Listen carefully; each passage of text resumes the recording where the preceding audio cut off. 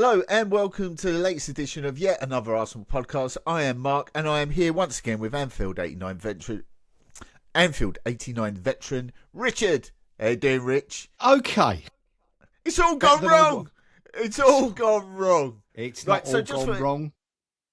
Well, that's good you say that, because had we recorded this in the aftermath of the game that we're mainly going to talk about, the 2-2 debacle with Wolves, in the immediate aftermath, I think that's probably the worst I've felt about a result for, I don't know, how long?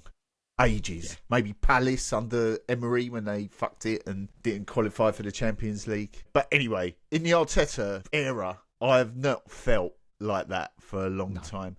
Not least because, you know why? I think I can accept poor performances, right? They're humans and they don't play well. So let's think back to another very disappointing draw with bottom of the table team, Southampton at home, 3-3 a couple of years ago in the first title challenge, and they fell apart a little bit. I didn't feel as bad after that because even though it was a game they should have won, the mistakes put them under so much pressure. I don't actually think they played badly in that game. There was the mistake in the first seconds of the game, and they took a little while to settle down. They just gave themselves too much to do. But the overall performance in that game, where they drew 3-3, they could have won it. They had chances to win it. And as disappointing as it is, sometimes you just got to take that sometimes in a league season, it's just a step too far. In contrast, I thought the last half an hour in that game was probably the worst I've seen them play for at least 3 years, and maybe even in those dark days when Arteta was trying to get everything sorted out during COVID. And that is why I was so disappointed. And ultimately, the complete avoidability of the equaliser. I mean, your feelings, you phoned me. How can I put this? Irate after the game. I just could not. I didn't even know what to say. I just needed to talk to someone. You phoned me, and then after about 2 minutes, went, "I can't do this," and just went. That was Mark's mental state at that point. I didn't know until the next morning there was a ruckus, because as soon as the ball hit the back of the net, I went, "Fuck this," and went to bed. Yeah, I did know there was. Did Jesus get sent off in that? No idea. Still don't know. I'm disgusted. No, I don't know. I mean, he definitely lost these rad, but that is individually certain players I'm going to go in on over the next few minutes. Collectively, I have concerns. I'm not saying it's over. I have concerns that over a period of games have shown themselves, and over the course of the season have shown themselves. Yeah, I think you're very. I think I know what you're going to say, and I'm going to preempt it by saying I think you're a bit harsh on that, although there is some validity to it. So, in terms of what you saw in the Wolves game that has been building for a while, what was that? Okay, so we went a goal up early, which was a great start. Then we seemed to look at the way Wolves plays. Wolves couldn't put two passes together. They were rocking. They kept conceding, giving us the ball. We were doing nothing with it. You've got to put your foot on these teams. They're statistically the worst team in the Premier League era. And not to capitalise. They won't be by the end of the season. They'll pick up some more points. But they are a poor side who had 9 points all season up until that point. And in the last hour, we managed 3 shots on target. 3. Yeah, that is not acceptable. I'm sorry. There are things that need to change about how we approach situations. Situational football, to win a title, and it shows. Okay, the Mosquera goal, again, we weren't playing well at that point, came out of nothing. But I'm concerned that we seem to play, I don't know whether it's player mentality or by design, but it's a too fine a margin approach. And you go, that we've got the North London derby this weekend. Oh God, this is cathartic. In that moment, you go 2 or 3 up. You kill it within half an hour. We've seen teams do it. Yeah. And then it's over. And then you can have a nice little run for the last hour. To have 3 shots in the last hour against a team that poor, we're better than them. There are some games where there's nowhere to hide with what you see. Your eyes show you. And to go 1 goal up and then be absolutely passive when they're giving you the ball I'm just like, I wasn't actually that bothered going in at 1-0. I would have. I mean, Martinelli again missing a gilt-edged opportunity at a crucial point to go 2-0, and he does it a lot. Yeah.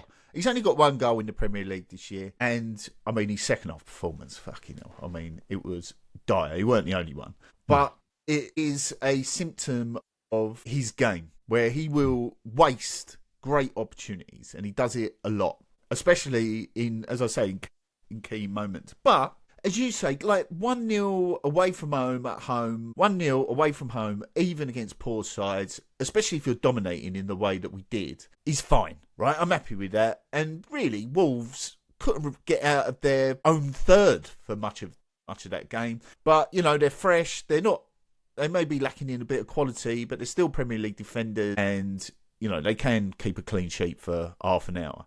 And then when you go 2-0 up, you do think that is game over, and you should play that at 30% intensity. But there are still basics that you've got to do. And I think it was those basics that were missing and ultimately letting them back in the game. Now, what do you think that is down to? Because you tell me what you think that's down to in those situations, because we've seen it a few times, and it seems to be this running now. I was concerned. I mentioned it to the other week about David Raya. Yeah, when he's throwing the ball, he looks jittery, and he's not. Well, let's come to him in a minute, because let's address the sort of structural question. Yeah. So you go 2-0 up away from home against Wolves. You're in absolutely no danger whatsoever. It's another game in the week. You've got a big game on Sunday. I'm happy for him to drop back and just manage the game. Right? I'm fine. Right? You don't want to kill yourself, especially with the reluctance Arteta has to use his entire squad. That's a secondary thing. But if you're talking about tactics, you are 2-0 up away from home. And I think he said it early in his tenure. I think we played Watford maybe, and he said just got to kill the game with like 1 million passes, and I totally get that. I'm happy with that. I know people want to go on and win 4 and 5 and 6-0, but let's be serious. They need to conserve the energy. But what that means is you have got to defend properly. And the defending for the goal, I know it was like a curler from the edge of the box, and you may have a low XG. Shots from outside the box have a low XG because normally people are closing you down as well as it being a long way out, right? No closing down. And I say this time and time again. Every team in the Premier League has got at least one player that can do that. And shooting from outside the box has generally been on the uptick. Aston Villa have been a great proponent of it, and I think that's one of those weird things about XG, is that it had a low XG because players would close you down and you're trying to get a shot off, you're off balance, it's a long way off, it's a difficult skill. But it seems to be the coaching has now gone, well, if someone's going to have a dig from the edge of the box, let them have it because it's got a low XG. Well, it isn't if you've got loads of time. As I say, all of those players can probably stick it in the top corner from 25 yards with no pressure on the ball. And he had no pressure whatsoever. But that's been something that's been happening a lot when we get in those situations. And don't get me wrong, they're two great players in Zubimendi and Rice. But it just seems when we get in those positions, whether it's by design or subconsciously, they don't press. I think our back four, they'll deal with it. And you can't leave the back four to deal with that. You need to support them. Do you know the 19 goals we've conceded this season? Do you know what the combined XG of them all is? But it's low. Just have a guess. Give me a number. I don't know, 10. It's around 2. Fuck off. Is it? That can't be right. I heard it yesterday. I can't remember. I thought I've got to remember the exact number. It's around 2. All right, okay. Well, let's take that as read. I mean, that sounds ridiculously low, but yeah. I think they had like 0.06 Wolves up until maybe it's something like extremely low. But we've got to get back. I'm not sure if it. For me, it just screams mentality. For some of the players, well, I disagree because really, like there is a mentality problem, but I don't think it is coming out in that way. Okay. Right? So I do think it's an instruction to kill the game, suffocate it, preserve energy. And I don't think it's a mentality issue, as in they ain't got the bottle to do it. I don't think that's a problem. And we've seen loads of games where I think Palace, maybe Brentford at home, when I'm watching these games in sheer terror at the time, because, you know, it's 1-0, you've got a 1-goal advantage and you know what can happen, like a little bobble here and, you know, your margin for error is quite low. But in retrospect, they were never in any danger. No. And you've got to be honest, they were never in any danger in the Wolves game either. No, like none at all. Right, they let them back in, which obviously made me petrified again. I actually screamed at the telly, "You won't let me enjoy a single moment of this season." But not because I thought Wolves were going to cut us open and score another goal. It was because sometimes a fuck up can lead to a goal and you get something you don't deserve. And that's exactly what happened. Yeah. Now. So go on. Following on from that point, when you heard, and on comes whatever his name is, the teenager for his debut, I went, fuck. Oh, I didn't. I thought, good. I thought back to Rooney, Rashford.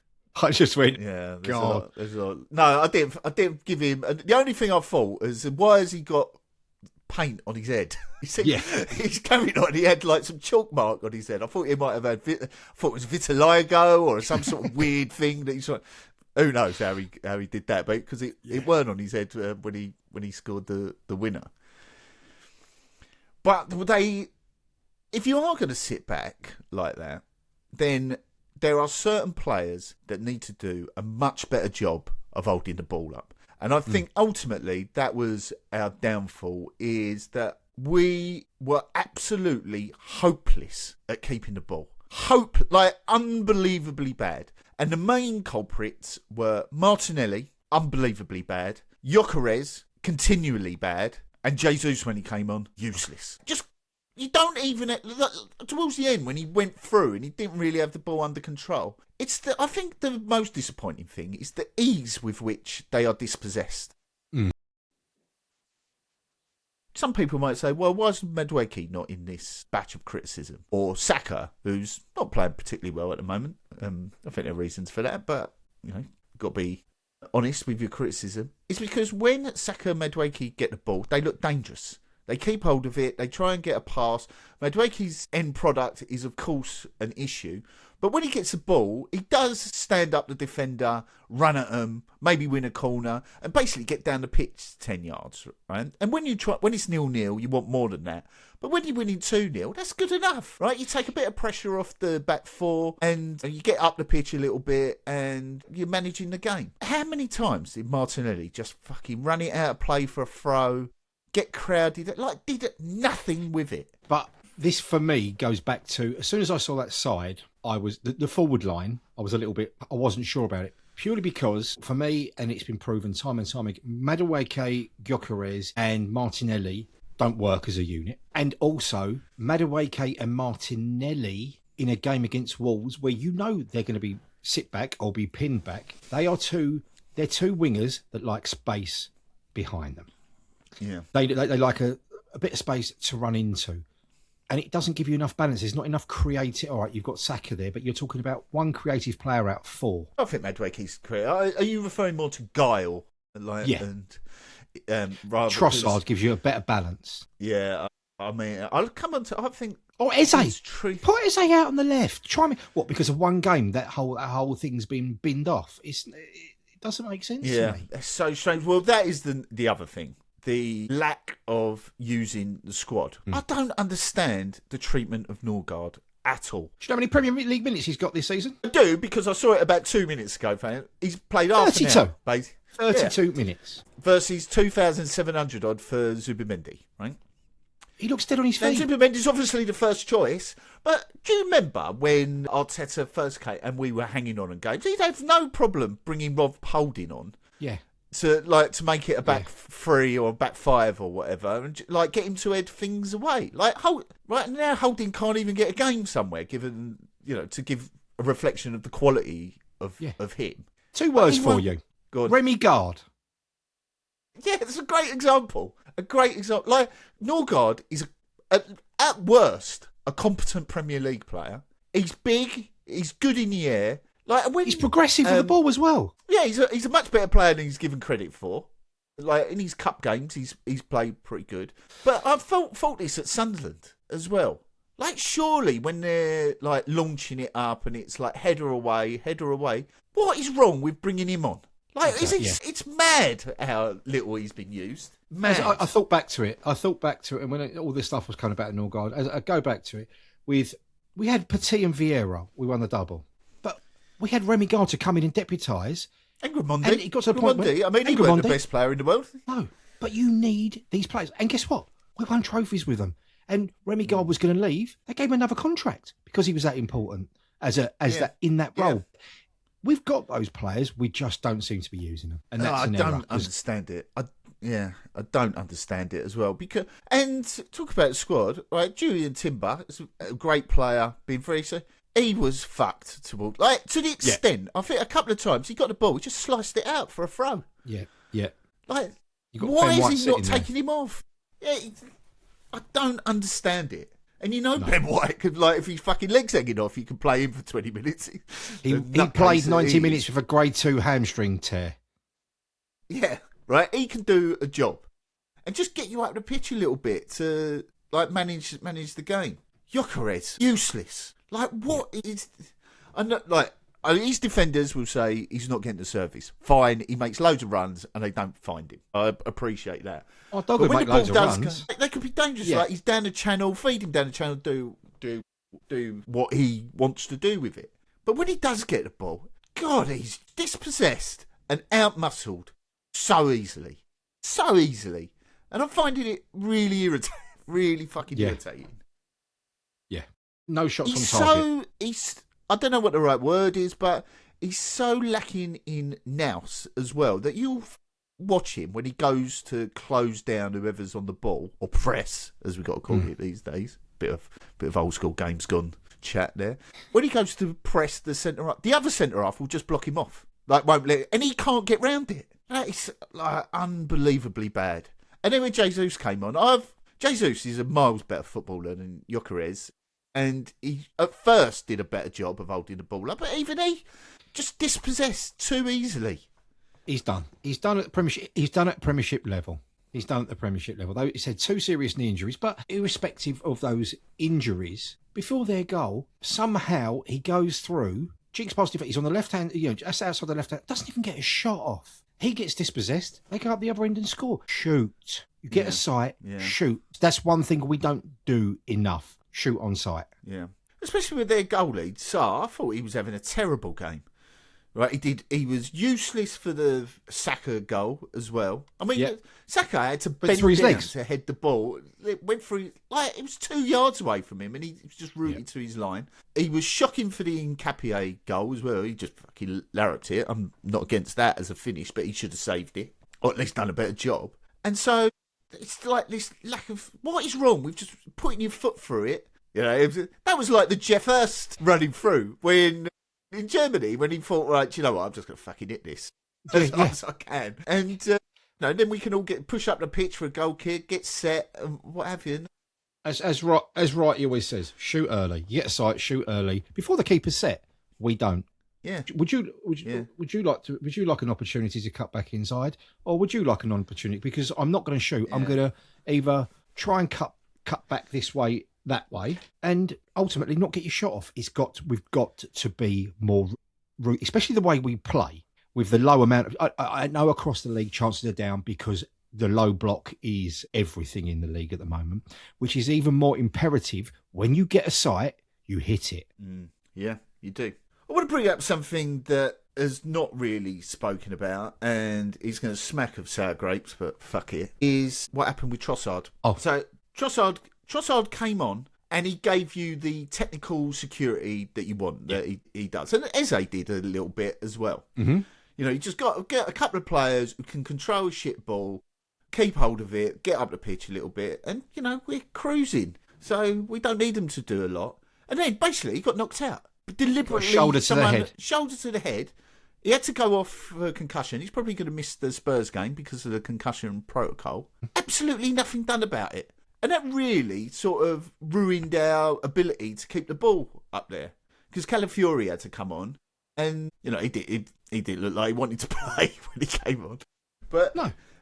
I like Calafiori. He's not a left winger, right? However you want to go. And of course, it's all going to be about bottling it. And, that's criticism they're going to have to take. But still. Unfortunately, the last 3 seasons, right?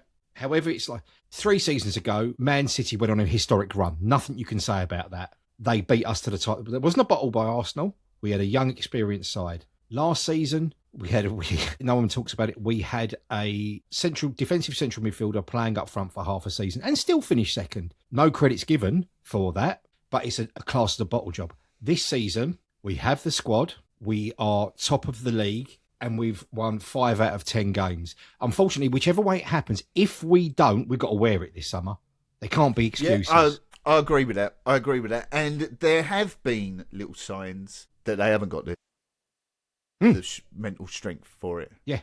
And they are. When we've had opportunities to extend that lead. Fine. You've got to accept that they're not going to win every game. You look at their record this year, I think it's something like they've played 40 games this year. They've won 31. They've drawn 6 and lost 3, right? Yeah. That's an unbelievable record, right? That is an unbelievable record. I know some of those are against shitty teams in the Cup, but that is the record this year. So let's get into a little bit of context. That said, we rely on our defence a lot.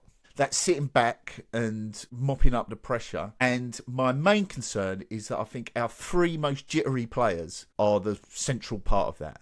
I think Raya, Gabriel, and to a lesser extent Saliba are all prone to being nervy. Yeah. And that's what led to the goal. Yeah. Now, for the goal, who do you think's at fault? It's a good question, really. In the aftermath of that game, everyone was talking, and my mind went to it, the 2-2 draw with Birmingham when Eduardo broke his leg. And had his leg broken. Let's get that. Yeah. Didn't break his leg. He had his leg broken. Well, I think we were still 5 points clear at the time, but a little bit later in the season maybe. But with Gallas's strop, everyone sort of knew it was over. Like they've absolutely fucked that. I want to point to a different Birmingham game, no less painful, which is the League Cup final, where we cocked it up in the last minute there when Koscielny and Chesney conspired to give Martins a tap in the last minute. And I think that was born out of bottle as well, where the keeper came out panicked a little bit, and the defender was happy to leave it to him because he didn't want to deal with it either. Because what should have happened in that moment? Either Koscielny should have volleyed the ball and Chesney into the crowd. Yeah. Or Chesney should have basically clattered through Koscielny, got the ball and taken everything.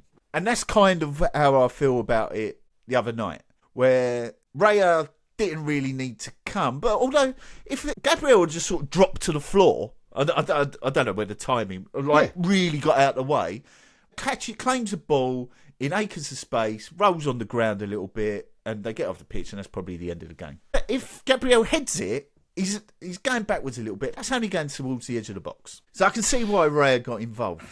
But having got involved, you got to treat Gabriel like he's an opposition player. How many times Raya, one of his big strengths, he's not a big guy in goalkeeping standards. How many times he is brilliant at claiming the ball in traffic? How many corners, balls whipped into the box, he claims them. And I think it was a combination of, we've seen it with Gabriel before, when we seem to be under a bit of pressure, and I love him, he's a wonderful, but he seems to go into hero mode. Adrenaline kicks in, he's got to get his head on everything, he's got to put his body in the way of everything. I think he was trying to do too much there, and Ray, I think it was a combination of, he was trying to do too much as he was in that mode, because I think we saw it early on where he threw his head. He was just in that hero mode. Everything, thou shalt not pass. And Raya was sort of in his, I've got to come for this. And I think the lack of communication and them both being in a stressful mindset conspired to that. Yeah. I mean, he did try and duck out of the way of it, didn't he, Gabriel? He did. The problem is, right, you compare it to a Sunderland equaliser in the last minute as well. I can understand that because we were under loads of pressure. There's bodies everywhere. You're trying to get to the ball first. Ray had been on the front foot and been successful at that, like going for stuff, and you just get it wrong and it's in. The thing about it, there was no one within yards of them. They were all on their own. I just can't believe how big a mess he made of it. Raya. But Like, again, he could have. Go on. Well, like, why did the ball bounce so far away? Like, I just don't understand how he made, like, his hands turn to concrete in that moment. Pressure. Yeah, well, I mean, that's what we're saying. They are the two nervy players. You saw it at Brentford as well in the first minute, where he got the ball and Gabriel, he kicked it out for a corner. Like, again, going back, it's a byproduct. Again, the nerviness, and I keep going, is a byproduct of our system and the way we play. 2 up should be plenty, but against a team like that, having 3 shots in an hour, a third should be there. Then you've got no issues. Yeah. To have 3 shots in an hour, I know we want to control, but we leave games open. We play a system that is very fine margins. Look at how many goals we've conceded this season from the 90 minutes plus. It's frightening. Yeah, it's like 7 or something, isn't it? Yeah, because we play this. It's a fine margin, low offensive risk game, and I'm concerned. Does it get you? Well, this is why I'm pushing back against this, because I don't think it is really. It's because I think the problem on Wednesday was more a individual technical problem. Because Martinelli had loads of opportunities to break, and he messed them all up. I think he got dispossessed 7 times in that game, which is like a Premier League record or something. He also went through. Trossard is all on his own in the middle. Like, this is 86 minutes, 2-1. Trossard in the middle, on his own, and Martinelli cannot find him. No. There needs to be, it's not a conversation for now, but there needs to be some players out that have been in that forward line. There needs to be some. Yeah, I do think the squad will need a bit of turnover, regardless of what happens. Regardless, yeah. And the end of the season. I think Martinelli is one of them. I mean, absolutely, be first on my list. Has he improved as a player over the last 5 years at all? No, he's the same player. In my book, for me personally, he's the same player. Do we need to go for another centre forward? I don't think your Chris is anywhere near good enough. Not anywhere. Like, we've spoke about him, and you're looking for glimpses. Gets the odd goal. That's great, of course. But overall, he is fucking terrible. He's rubbish. Yeah. And Jesus will be going this summer, so there's a space in the squad. You get rid of Martinelli. Yeah. Trossard's been a wonder. I'd keep Trossard. Obviously, we've got the right-hand side sorted, but there just needs to be something added to that forward line. I mean, you look at the goals across our squad this season, it's the low numbers. Yeah, it is low. I mean, one of the concerning things as well is one player I think is more or less exempt from any criticism this year is Declan Rice. He is at the end of his tether with Gyökeres, in my opinion. Every time he passes the ball, he fucks it up. He throws his hands up. Like, he's not a really demonstrable player, and I don't really like that. Where you got players like Cunha at Man United, he's a really good example of this. Every time he's in a position he don't get the ball, he's throwing his hands up in the air, making a big fuss out of like, I could have scored there, and I could have done this, I could have done that. And Rice is not really that type of player, but he's frustrated with Gyökeres, and sometimes he gives him a shit ball as well. Yeah. Blimey, Declan, I know he's shit, but God, you've got to give him half a chance. I think it's like symptomatic of like, I just cannot pass to this guy, he's going to lose it. Yeah, and it is. We've just got to. We've just got to. Especially, listen, that light is shining. These next 2 games will tell us everything we need to know about this side. Yeah, I think you're right. Because obviously, Wolves drawing with Wolves is a terrible result. No team in Premier League history has top team has conceded a 2-goal lead against a team at the bottom. They had 9 points this season. 9. Yeah. Right, it's a terrible result, but this is a league season, and what it actually does is move a win from somewhere like Wolves to somewhere where you take a draw normally. And is that Spurs away? Don't know. I mean, if in this week you said, right, you got Wolves away, you got Spurs away, take 4 points, would you? Beat Wolves. Well, got to beat Spurs, got to beat Chelsea, depending on what Man City do, of course. I mean, how funny would it be if we're 8 points clear Sunday night after all this? Because it's kind of been the story of the season where we have a really disappointing result, but have got away with it. Maybe they won't get away with it. My concern is, a lot of players in that Man City team haven't done it. The manager knows exactly. He's been in this situation time and time and time again. And there's blood in the water now, mate. There's blood in the water. And believe me, this week in the training ground, they will be being told that. And don't get me wrong, from managers to players, we haven't. So it's uncharted territory now. And we get to see what this team is truly made of. Yeah. There's nowhere to hide. They do have to go and win at Spurs, which would be a fucking funny way to recover after all the fun they've had this week. It'll be lovely. Yeah. So what are you feeling about that? They've got a new manager. I don't think they're in great shape even with that. I don't believe in new manager bounces. I think that's a load of bollocks. We do seem to play new managers quite a lot, though. I don't know. Maybe other teams. We do. I think this is the third time this season we've got a manager within the 2 games. Because I think clubs see the best way to do it. Well, we've got Arsenal, so if we get anything from the game, it's a bonus, and if we lose, well, it's Arsenal. Yeah. I think that may have something to do with it. It's Spurs. They've got a load of injuries. They've got a new manager, so how they're going to play, I'm sure the Arteta and the pit crew have been doing a deep dive into. I probably know a lot about him anyway and how he plays, but I'm sure they've been doing a dive into his tendencies. End of the day, players on the board, players on the pitch, we're better than them in every single position. There's no excuse. Yeah. Don't let them quieten that crowd down and be professional footballers. Be professional and go and do your job. There's nothing else I can say. Don't go 3-0 up. Stop letting in stupid goals so I can actually sit down and enjoy the fucking game for once rather than pacing around like a lunatic. Yeah. No, I was quite, how can I put it? When the first one went in, I went, oh. And I could see the way we were playing. I could see the way that the wind was blowing. And I thought they could get one here. I never expected them to. But we've seen this movie before. And that's what worries me.